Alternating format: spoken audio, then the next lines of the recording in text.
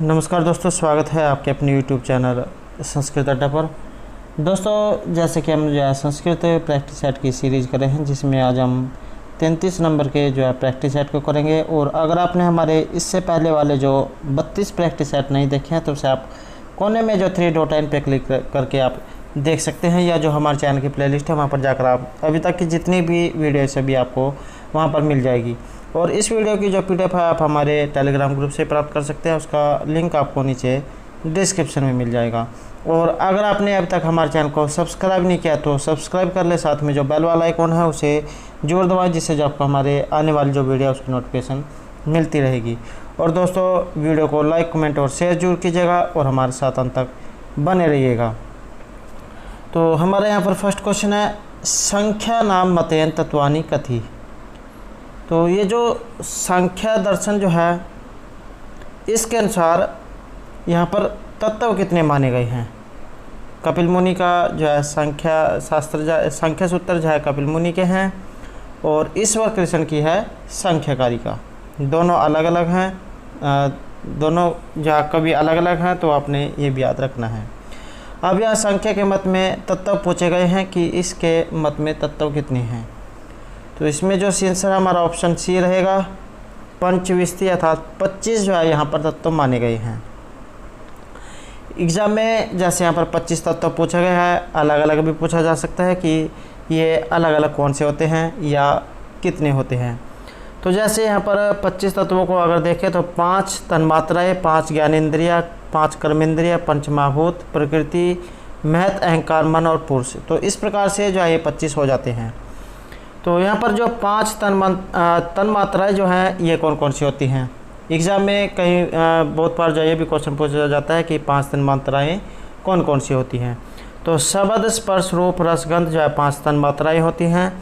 5 जो ज्ञानेंद्रिय होती हैं, श्रोत्र, त्वक, चक्षु, जीव और घ्राण। 5 ही कर्मेंद्रिय होती हैं, वाक, पाणिपाद, पायु और उपस्थ। 5 ही महाभूत होते हैं, पृथ्वी, जल, तेज, वायु, आकाश।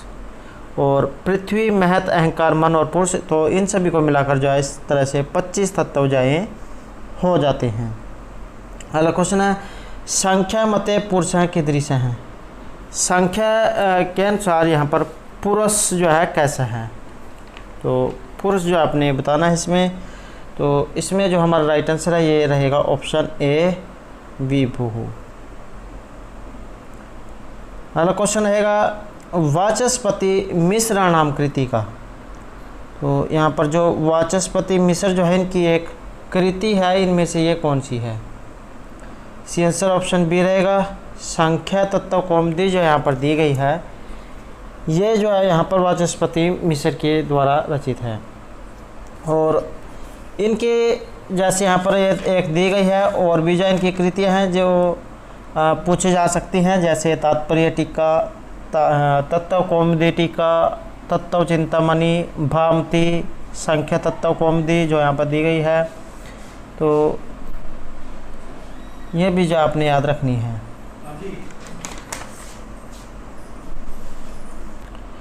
तो जैसे यहाँ पर वाचस्पति मिश्र की जो है ये संख्या तत्व कौमुदी रहेगी। और इनके अलावा भी जो पूछ लिया जा सकता है, जैसे संख्या प्रवचन यहाँ पर दिया गया है, तो संख्या प्रवचन भाष्य ये रहेगा, विज्ञान भिक्षु के द्वारा ये रचित है। और जो यहाँ पर षष्ठी तंत्र दिया गया है ये रहेगा पंच शिखाचार्य के द्वारा। और संख्याकारिका जो है ये रहेगी ईश्वर कृष्ण के द्वारा रचित है। अगला क्वेश्चन है, संख्या मतेन जगत है सृष्टि कस्मात्। संख्या जो मत है इसके अनुसार जगत सृष्टि ही कस्मात्। तो इसमें जो आंसर है ये रहेगा ऑप्शन बी, प्रकृति ही। और अगर हम जो यहाँ पर इसके बारे में देखें तो संख्याकारिका में जो ईश्वर कृष्ण है इन्होंने सृष्टि कर्म और विकासवाद के बारे में कहा है। तो संख्या के अनुसार जगत का विकास जो है ये प्रकृति से होता है, जो कि संख्या के द्वैतवाद में पुरुष के अतिरिक्त अन्य सत्ता है। प्रकृति सतत परिणामी है, किंतु इसकी साम्यावस्था में स्वरूप परिणाम होता है, अर्थात सत्व गुण की क्रिया प्रतिक्रिया तत्व गुण से, रजस की रज से और तमस की तमस से होती है। यह साम्यावस्था तब भंग होती है जब पुरुष के संयोग या सन्निधि के कारण प्रकृति में गुण क्षोभ पैदा होता है और विरूप परिणाम आरंभ होता है। यह वैषम्यावस्था है जिसमें तीनों गुण एक दूसरे से क्रिया और प्रतिक्रिया करते हैं और गुणों के विभिन्न संयोजनों के माध्यम से ही जगत का विकास होता है। अब प्रश्न उठता है कि पुरुष और प्रकृति में संयोग क्यों और किस प्रकार होता है, और क्योंकि पुरुष स्वभावतः शुद्ध चेतन है जबकि प्रकृति अचेतन है। संख्या का उत्तर है कि पुरुष और प्रकृति दोनों को एक दूसरे की आवश्यकता होती है। पुरुष चेतन किंतु निष्क्रिय है जबकि प्रकृति अचेतन किंतु सक्रिय है। दोनों अपना उद्देश्य तभी पूरा कर सकते हैं जब एक दूसरे की सहायता करें। प्रकृति पुरुष के सामने खुद को प्रदर्शित करना चाहती है क्योंकि यह विषय ज्ञेय तथा भोग्य है। पुरुष के कैवल्य हेतु भी आवश्यक है कि वह प्रकृति और उनके विकारों से अपनी भिन्नता को समझे। और एक क्वेश्चन ये भी आता है कि पुरुष और प्रकृति का संयोग किस प्रकार का है, तो अंधे और लंगड़े के समान जो इनका संयोग माना गया है। और पुरुष और प्रकृति के संयोग से जो है यहाँ पर सृष्टि क्रम बनता है। और अगर हम जो है यहाँ पर ये जो चक्र क्रम है इसको देखें तो जैसे पुरुष और प्रकृति, तो प्रकृति से महत्व और अहंकार तत्व की उत्पत्ति होती है। उसके बाद अहंकार जो इससे सत्व रज और तम उत्पन्न होते हैं। सत्व से जो यहाँ पर ज्ञानेंद्रियाँ रहेंगी। ज्ञानेंद्रिय में जो है ये नेत्र श्रोत्र घ्राण रसन और तवक रहेंगे। और जो कर्मेंद्रिय हैं इससे वाक पाणिपाद पायु उपस्थ इनकी उत्पत्ति होती है। और उभयात्मक जो इंद्रिया मन माना गया है। उसके बाद जो तमस जो है इससे शब्द स्पर्श रूप रस गंध आकाश वायु अग्नि जल और पृथ्वी। तो इस प्रकार से ये जो सृष्टि क्रम जो है पुरुष और प्रकृति के संयोग से 25 जो तत्व है इनकी उत्पत्ति मानी गई है। अगला क्वेश्चन आएगा, शंकराचार्य नाम प्रधाना शिष्या कति। ये जो शंकराचार्य जो है इनके प्रधान शिष्य कितने थे, तो इसमें जो आंसर है ऑप्शन बी रहेगा, 4 हैं। 4 जो है इनके शिष्य माने गए हैं। और इसके बारे में क्या कहा गया है, तो मठ से जो है इनका अभिप्राय माना जाता है। मठ एक ऐसा शब्द है जिसमें बहु धार्मिक अर्थ है। बौद्ध मठों को भी कहा जाता है और ईसाई धर्म में इन्हें मॉनेटरी, प्रायरी, चार्टर हाउस एबे आदि नामों से जाना जाता है। और जो शंकराचार्य जो है इनके 4 मठ थे, तो ये क्या थे, शंकराचार्य ने इन मठों की स्थापना के साथ साथ उनके मठाधीशों की भी नियुक्ति की थी जो बाद में स्वयं शंकराचार्य कहे जाते हैं। जो व्यक्ति किसी भी मठ के अंतर्गत संन्यास लेता है वह 10 नामी संप्रदाय में से किसी एक संप्रदाय पद्धति की साधना करता है। अब जो ये 4 मठ हैं ये कौन कौन से हैं, जैसे श्रृंगेरी, गोवर्धन मठ, शारदा मठ और ज्योतिर्मठ। अब जो यहाँ पर ये जो श्रृंगेरी मठ जो है इसके बारे में जान लेते हैं कि क्या इसमें क्या कहा गया है। तो श्रृंगेरी जो मठ है ये भारत के दक्षिण में चिकमंगलूर में स्थित है। और श्रृंगेरी मठ के अंतर्गत दीक्षा प्राप्त करने वाले सन्यासियों के नाम के बाद सरस्वती, भारती तथा पूरी संप्रदाय नाम विशेषण लगाया जाता है जिससे उन्हें उक्त संप्रदाय का सन्यासी माना जाता है। और इस मठ का महावाक्य अहम ब्रह्मा अस्मि है। एग्जाम में ये भी पूछा जा सकता है कि श्रृंगेरी मठ जो है इसका महावाक्य क्या है, तो अहम ब्रह्मा अस्मि। तथा मठ के अंतर्गत यजुर्वेद को रखा गया है। इस मठ के प्रथम मठाधीश आचार्य सुरेश्वर जी थे जिनका पूर्व में नाम मंडन मिश्र था। वर्तमान में स्वामी भारती कृष्ण तीर्थ इसके 36वें मठाधीश हैं। दूसरा जो है यह गोवर्धन मठ है और भारत के पूर्वी भाग में उड़ीसा राज्य के जगन्नाथपुरी में ये स्थित है। गोवर्धन मठ के अंतर्गत दीक्षा प्राप्त करने वाले सन्यासियों के नाम के बाद वन व अरण्य संप्रदाय नामक विशेषण लगाया जाता है जिससे उन्हें उक्त संप्रदाय का सन्यासी माना जाता है। इस मठ का महावाक्य है प्रज्ञान ब्रह्मा तथा इस मठ के अंतर्गत ऋग्वेद को रखा गया है। इस मठ के प्रथम मठाधीश आदि शंकराचार्य के प्रथम शिष्य पद्मपाद आचार्य हुए हैं। वर्तमान में निश्चलानंद सरस्वती इस मठ के 145वें मठाधीश हैं। और जो शारदा मठ है यह गुजरात में द्वारका धाम में स्थित है और शारदा मठ के अंतर्गत दीक्षा प्राप्त करने वाले सन्यासियों के नाम के बाद तीर्थ और आश्रम संप्रदाय नाम विशेषण लगाया जाता है, जिससे उन्हें उक्त संप्रदाय का सन्यासी माना जाता है। तो इस मठ का महावाक्य है तत्त्वम असि तथा इसके अंतर्गत सामवेद को रखा गया है। शारदा मठ के प्रथम मठाधीश हस्तामलक थे और हस्तामलक शंकराचार्य जी के प्रमुख 4 शिष्यों में से एक थे। हस्तामलक आदि शंकराचार्य के प्रमुख 4 शिष्यों में से एक थे। वर्तमान में स्वामी स्वरूपानंद सरस्वती इसके 79वें मठाधीश है, अर्थात 79। और जो ज्योतिर्मठ है ये उत्तरांचल के बद्रीनाथ में स्थित है। ज्योतिर्मठ जो है ये ज्योतिर्मठ के अंतर्गत दीक्षा प्राप्त करने वाले सन्यासियों के नाम के बाद गिरि, पर्वत एवं सागर संप्रदाय नाम विशेषण लगाया जाता है, जिससे उन्हें उक्त संप्रदाय का सन्यासी माना जाता है। और इस मठ का महावाक्य अयम आत्मा ब्रह्मा है और इस मठ के अंतर्गत अथर्ववेद को रखा गया है। ज्योतिर्मठ के प्रथम मठाधीश त्रोटकाचार्य बनाए गए थे। वर्तमान में स्वामी स्वरूपानंद सरस्वती जी इसके 44वें मठाधीश हैं। तो इस प्रकार से जो 4 मठ जो है बनाए गए थे, तो उनमें जो 4 शिष्य जो थे, तो ये जो है इसके बारे में कुछ महत्वपूर्ण जानकारी थी। अगला क्वेश्चन है हमारा अद्वैत वेदांते कति प्रमाणानि। यहाँ पर जो अद्वैत वेदांत की जो बात हुई है, इसमें प्रमाण कितने हैं?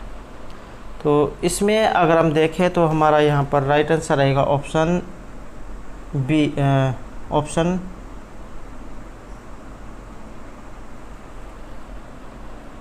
डी।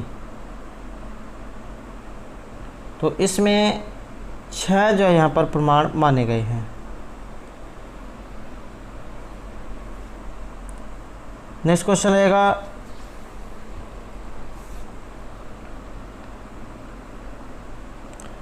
अद्वैत सिद्धि इति ग्रंथस्य कर्ता का है। यहाँ पर जो ये अद्वैत सिद्धि जो ग्रंथ आया है, इसके कर्ता इनमें से कौन है?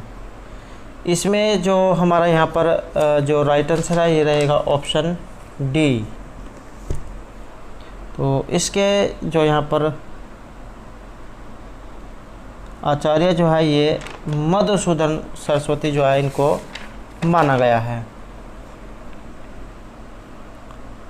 और जो सदानंद जो है इनके द्वारा रचित जो ग्रंथ है ये रहेगा वेदांत सार। एग्जाम में जैसे यहाँ पर ये जो आचार्य है इनके अलावा और के बारे में भी पूछा जा सकता है, तो आपने ये भी याद रखना है। जैसे सदानंद जो है इनका वेदांत सार है और जो न्याय सूत्र है ये गौतम के द्वारा रचित है, महर्षि गौतम के द्वारा। पंचीकरण वार्तिक जो है ये सुरेश्वर आचार्य के द्वारा रचित है। और जो शंकराचार्य है इनके रहेंगे ब्रह्मसूत्र, गीता भाष्य और उपनिषद भाष्यम। तर्क संग्रह अन्नम भट्ट का है, संख्या सूत्र कपिल मुनि का है, योग सूत्र पतंजलि का है और जो अर्थ संग्रह है ये लोगाक्षी भास्कर जैन के द्वारा रचित है। नेक्स्ट क्वेश्चन रहेगा भामती इति कस्य कृति अस्ति। यहाँ पर जो ये भामती जो कृति आई है ये इनमें से किन आचार्य की ये कृति है? तो इसमें जो आंसर ऑप्शन ए रहेगा वाचस्पति मिश्र जो है इनकी एक कृति है। और इस एग्ज़ाम में वाचस्पति जो मिश्र है इनको लेकर 2-3 क्वेश्चन जवाब जरूर पूछे गए हैं, तो वेरी इंपॉर्टेंट जो ये रहेंगे। तो ये जो वाचस्पति मिश्र जो है इनकी रहेगी यहाँ पर भामती। और अन्य कृतियाँ जो है इनकी ये तात्पर्य टिक्का, तत्व कौमुदी टिक्का, तत्व चिंतामणि, भामती, संख्या तत्व कौमुदी, ये जो इनके द्वारा रचित है। और जो यहाँ पर सुरेश्वर आचार्य जो ये नाम आया है, इनके जो कृति है ये रहेगी पंचीकरण वार्तिक। तो पंचीकरण वार्तिक जो इनकी ये रहेगी। और जो मधुसूदन सरस्वती इनकी है सार संग्रह है। नेक्स्ट क्वेश्चन रहेगा शंकराचार्य का पूजा पद्धति उपदिष्ट। तो शंकराचार्य का पूजा पद्धति उपदिष्ट आंसर रहेगा ऑप्शन सी पंचायतनम। अगला क्वेश्चन है वैशेषिक दर्शन से प्रवर्तक है। वैशेषिक जो यहाँ पर दिया गया है दर्शन, इसके प्रवर्तक कौन है? आंसर रहेगा यहाँ पर ऑप्शन बी। तो महर्षि कणाद जो है इनके कृति जो है वैशेषिक दर्शन रहेंगे। और जो यहाँ पर और अन्य आचार्यों की अगर हम यहाँ पर बात करें तो जैसे जैमिनी, इनका जो ग्रंथ है रहेगा मीमांसा सूत्र, और व्यास जो है महाभारत पुराण और व्यास पाश्चात्य जैन के द्वारा रचित है, और जो गौतम जो ऋषि है इनके रहेंगे न्याय सूत्र। अगला क्वेश्चन रहेगा सत्यम ज्ञानम अनंतम ब्रह्म इति एतत् ब्रह्मणम कस्य लक्षणम। तो यहाँ पर ये लक्षण बताने हैं, तो ये लक्षण इनमें से किन के हैं। तो इसमें जो यहाँ पर राइट आंसर इसमें नहीं दिया गया है, सही दिख रहा है। तो वैसे अगर हम देखें तो इसमें जो हमारा यहाँ पर राइट आंसर है ये स्वरूप जो यहाँ पर हो सकता है। तो इसमें जो ये सत्यम ज्ञानम अनंतम ब्रह्म जो यहाँ पर दिया गया है, अगर हम इसके बारे में देखें तो इसमें क्या बताया गया है। तो ब्रह्म ही जो है इस समस्त संसार का मूल कारण है। तो इस संसार में कोई भी वस्तु जो ऐसी नहीं है जिससे ब्रह्म की सत्ता न हो। इस वास्तव में इदम सर्वम अर्थात ब्रह्म इस संसार का निमित्त और उपादान कारण है। ब्रह्म ही इस संसार की उत्पत्ति, सृष्टि और विनष्टि का कारण है। और कहा भी गया है यतोवा इमानि भूतानि जायन्ते येन जातानि जीवन्ति यत् प्रायन्ति अभिसंविशन्ति तद् ब्रह्म तत् विजिज्ञासव। जीव और ब्रह्मा की ऐक्य। तो इस तथ्य से जो है ब्रह्मा संसार का निमित्त और उपादान दोनों कारण है। इस बात की पुष्टि होती है कि यह संसार परिणामवाद कहीं नहीं विवर्तवाद का भी उदाहरण है। दूध का दही में परिवर्तन होना।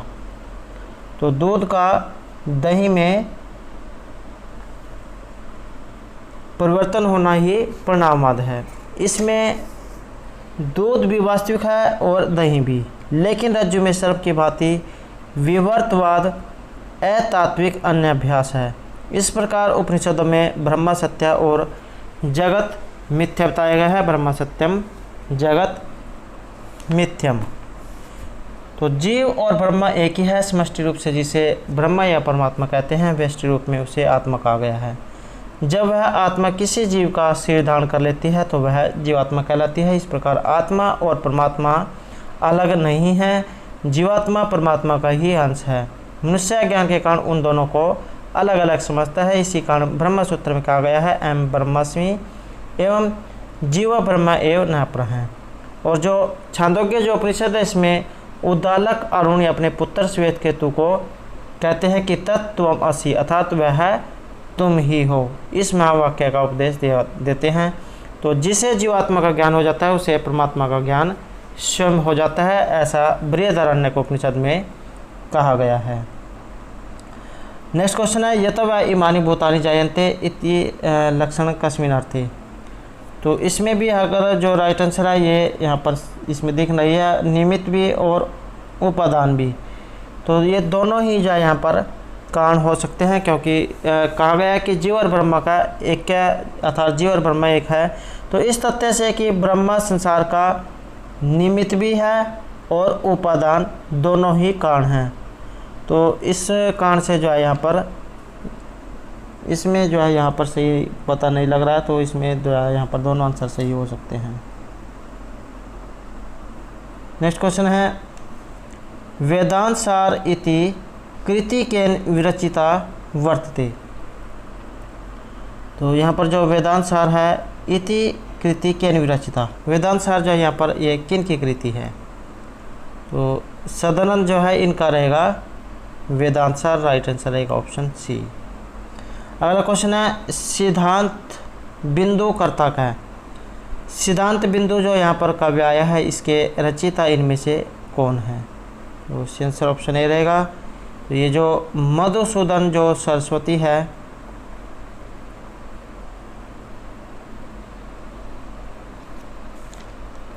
मधुसूदन जो सरस्वती है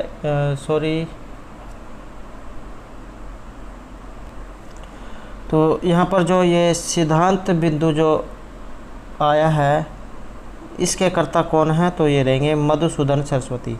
तो सिद्धांत बिंदु के जो कर्ता है ये मधुसूदन सरस्वती है। और जो अप्यादीक्षित आया है ये इनके जो रचयिता है रहेंगे कुवल्या आनंद।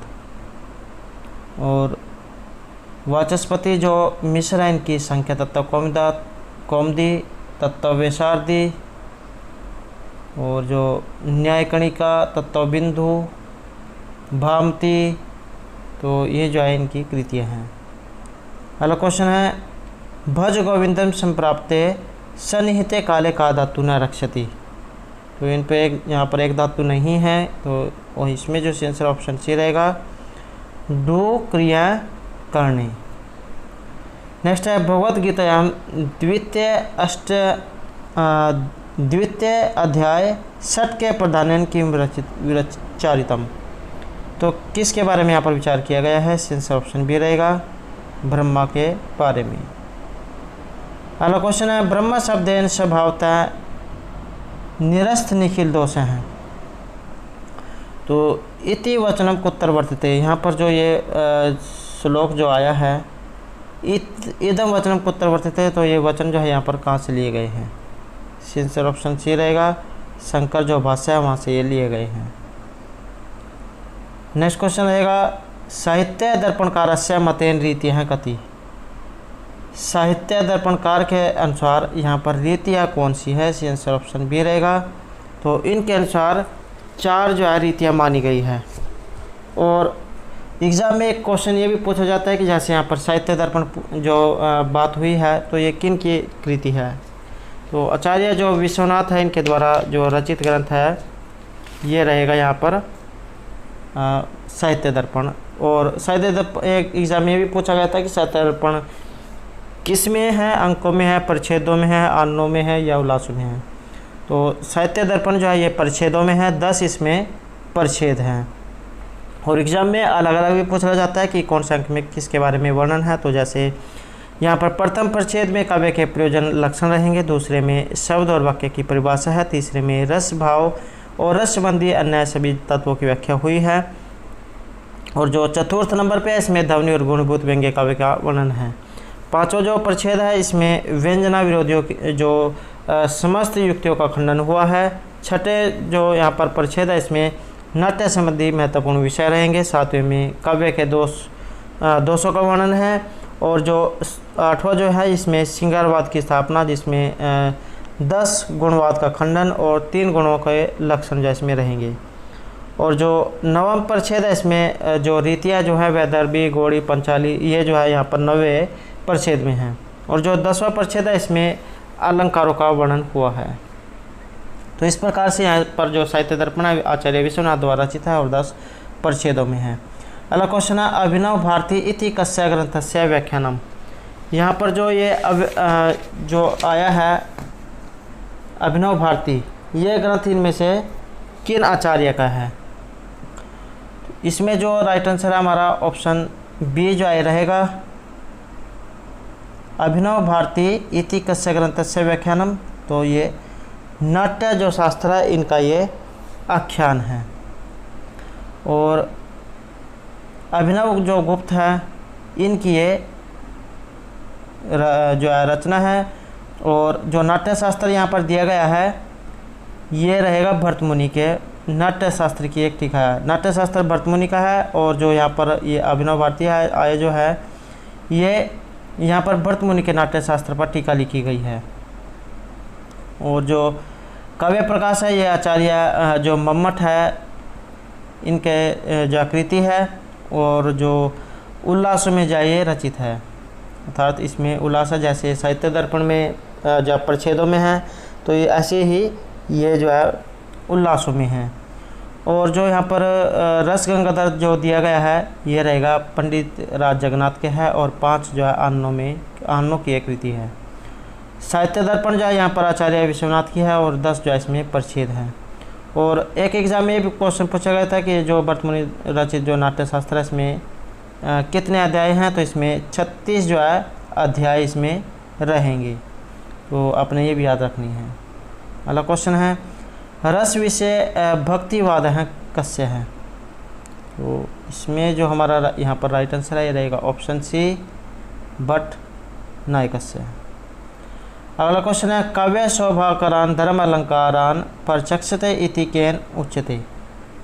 तो ये जो उक्ति जो यहाँ पर आई है ये इनमें से किन की है? इसमें जो सी आंसर है हमारा ऑप्शन डी रहेगा। आचार्य जो दंडी है उनके द्वारा ये कहा गया है कि काव्य शोभाकारान धर्म अलंकारान प्रचक्षते। तो अलंकार जो है ये काव्य के शोभाकर धर्म हैं। और अन्य जो आचार्य हैं उनके बारे में भी पूछ लिया जा सकता है, जैसे यहाँ पर दंडी के बारे में पूछा गया है। तो अगर हम यहाँ पर अन्य आचार्य की बात करें तो जैसे काव्यम ग्राह्यम अलंकारात अर्थात सौंदर्यम अलंकार हैं, ये रहेगा वामन के द्वारा। और चारुताओं को भी अलंकार कहते हैं, जैसे यहाँ पर टीका व्यक्ति विवेक दी गई है। और भामा के विचार से वक्रार्थ विजय एक शब्दोक्ति अथवा शब्दार्थ वैचित्र्य का नाम अलंकार है। वक्रा अभिधेय शब्दा उक्तिरिष्टा वाचमलम कृति ही। और जो रुद्रट जो है ये अभिधान प्रकार विशेष को ही अलंकार कहते हैं। अभिधान प्रकार विशेषा एवं च अलंकारः। और जो यहाँ पर दंडी जो है इनके रहेंगे अलंकार काव्य के शोभाकर धर्म है, अर्थात काव्य शोभाकारान धर्म अलंकारान प्रचक्षते। नेक्स्ट क्वेश्चन है त्रय ही रक्षित लोका प्रसिद्धिति न सिद्धिति इदम वाक्यम केनुक्तम। ये जो उक्ति यहाँ पर आई है ये इनमें से किन आचार्य के द्वारा ये कही गई है? तो किन के द्वारा ये कही गई है? इसमें हमारा राइट आंसर ऑप्शन ए रहेगा, कौटिल्य के द्वारा ये उक्ति कही गई है। और इसमें क्या कहा गया है कि व्यस्थितम आर्यम अर्यादकृत वर्णाश्रम स्थिति ही त्रया ही रक्षितो लोक है प्रसिद्धति न सिद्धति। तो कौटिल्य के अर्थशास्त्र से लिया गया है। और इसमें कहा गया है कि राज्य में आर्य मर्यादाओं के व्यवस्थित होने पर वर्ण और आश्रम की ठीक ठीक परिस्थिति रहने पर त्रयी प्रतिपादित धर्म के द्वारा रक्षा की हुई प्रजा सदैव सुखी रहती है। कि व्यवस्थित आर्यम कृत वर्णाश्रम स्थिति त्रय ही रक्षित लोका प्रसिद्धि न सिद्धि। राज्य में आर्य मर्यादा के व्यवस्थित होने पर वर्ण और आश्रम की ठीक ठीक परिस्थिति रहने पर त्रयी प्रतिपादित धर्म के द्वारा रक्षा की हुई प्रजा सदैव सुखी रहती है। तो इस प्रकार से जो है यहाँ पर ये कौटिल्य के अर्थशास्त्र से उक्ति ली गई है।